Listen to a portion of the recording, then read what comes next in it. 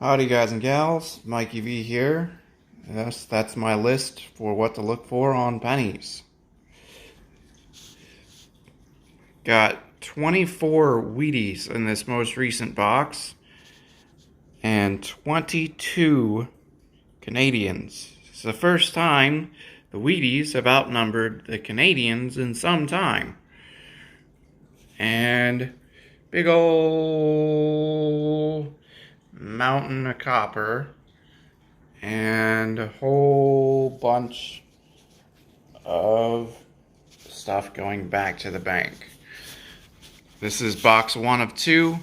Stay tuned in the next day or two for box 2. Alrighty, Mikey V, signing out.